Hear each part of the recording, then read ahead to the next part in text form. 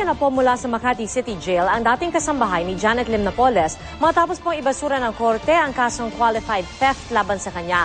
Ang kwento po niya, galante raw ang dating amo. Ang kanya raw Christmas bonus umaabot ng 100,000 piso. May 3 rin daw senador na madalas makipagkita kay Napoles. May report si John Consulta.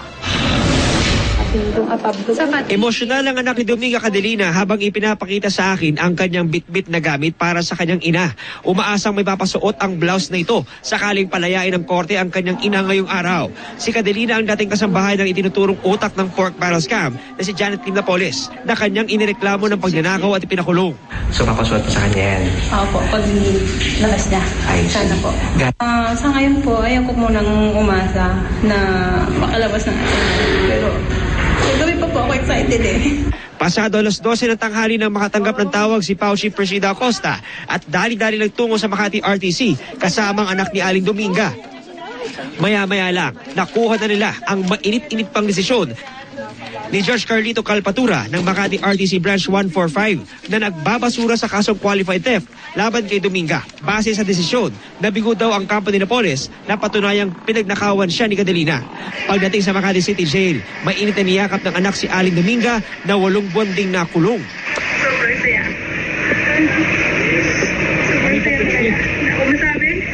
Nagpaalam din si Aling Dominga sa mga kapwa inmate at mga opisyal ng BJMP na naging mabait daw sa kanya.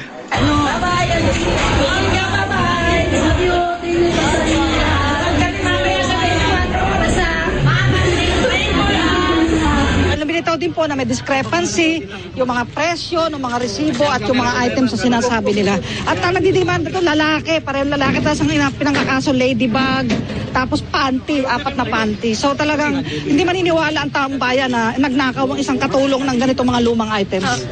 Ayon kay Aling Dominga, sa kabila ng pagpapakulong sa kanya, naawa pa rin daw siya kay Napoles dahil mabait daw ito sa kanya nung umpisa. Bukod sa kanyang sweldong 15,000 pesos kada buwan, tumatanggap din daw siya ng 100,000 pisong bonus tuwing Pasko. Kwento pa ni Aling Dominga, sa tuwing nagnininang sa kasal si Napoles, tumataginting na 1,000,000 piso ang kanyang regalo. Christmas bonus yun. Magkano po? 100,000. Okay naman.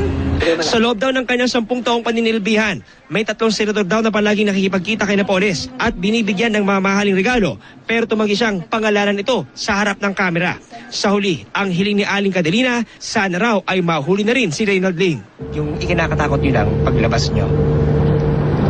Mga yan, baka ano yung mangyari sa akin sa labas, sa laya. Hindi ko alam kung may tao bang nagalit sa akin. Bigay ko na lang lahat. Mga problema ko kay Lord. Apo. Si Lord ang bahala. Pagdating sa ospital, agad sinekap si Aling Dominga ng mga doktor at kinuha ang vital signs at BP. Ilang araw daw mananatili dito sa ospital si Dominga Cadelina para sumailalim sa iba't ibang mga eksaminasyon. Patuloy naman ang mahigpit na seguridad na binibigay sa kanya ng mga otoridad para na rin sa kanyang kaligtasan. John Consulta, GMA News.